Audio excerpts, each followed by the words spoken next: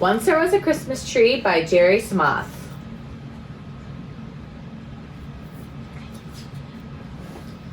It's almost Christmas, said Mrs. Bear, and we still don't have a Christmas tree. Don't worry, said her husband. I'll find one.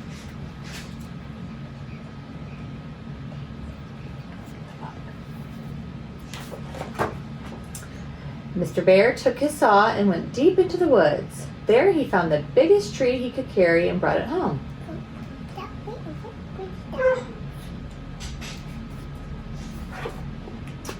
Mr. Bear put the tree in the living room. It's a beautiful Christmas tree, said his wife, but it's much too tall. It is beautiful. It is, isn't it? I'll fix that, said her husband. With his saw, he cut the tree in half.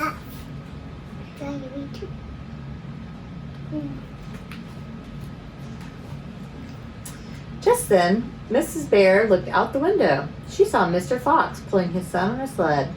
They were going into the woods to look for a tree. Why don't we give them the top of our tree, she said. Mr. Bear agreed. So Mrs. Bear tied a big bow on the top of the Christmas tree and took it outside. I like the bow. Me too. They keep tying bows on. Yeah. With their ribbons. Yoo-hoo, Mr. Fox, called Mrs. Bear. We took our tree and made it two. One half for us, one half for you. That's kind. Mr. Fox was delighted. Thank you so much, he said. What a wonderful present.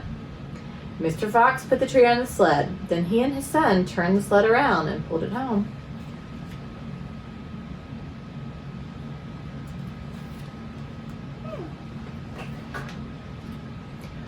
Once the tree was up, the two foxes stood back to admire it.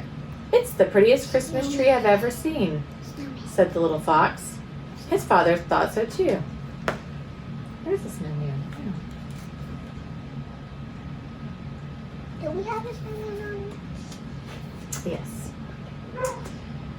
They were just about to decorate their tree when Mr. Fox thought of his friend, Old Rabbit. Old Rabbit lives all alone, he said, and he doesn't have a tree this year. Our tree is big, said his son. Why don't we share it with him? Good idea, said Mr. Fox. So he took his saw and cut their tree in half. Everybody, cut. And then the monkey. Together, Mr. Fox and his son took the top of their Christmas tree to Old Rabbit's house. When Old Rabbit opened the door, Mr. Fox and his son said, We took our tree and made it two, one half for us, one half for you. Tears came to Old Rabbit's eyes when he saw their gift. How kind of you both, he said. There's the bears, and there's the fox, and there's Old Rabbit. Yeah. But there's no footprints to the other house because it's in Old Rabbit's. Old Rabbit brought the Christmas tree into his house and put it in his window. Next, he put a silver star on top of the tree. Then one by one, he added the ornaments.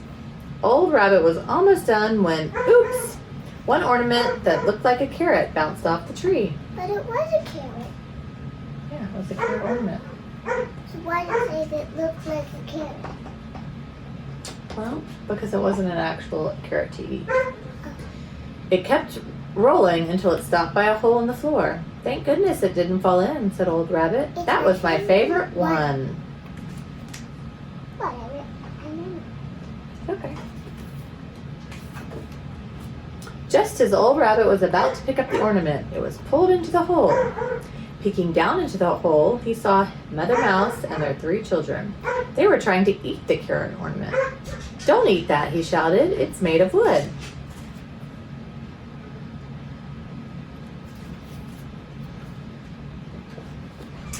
Old Rabbit saw that the Mouse family was hungry, so he invited them to dinner. Afterwards, Old Rabbit and Mother Mouse chatted and watched the children play. It's nice to have friends, said Old Rabbit, smiling.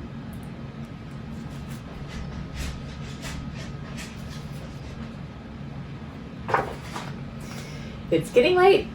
Mother Mouse carried her sleepy children home and tucked them into bed. Old Rabbit went to bed too, but he could not sleep. When he looked at his pretty tree in the window, he knew why. It's Christmas Eve, he thought. The mouse family should have a Christmas tree of their own.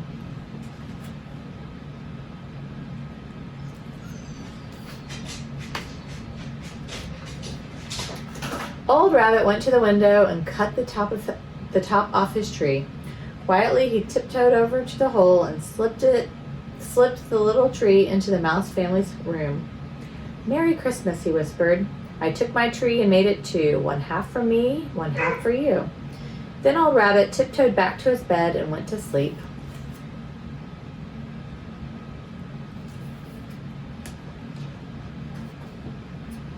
Once there was a Christmas tree, but sharing made it four, and Santa Claus left presents under every one.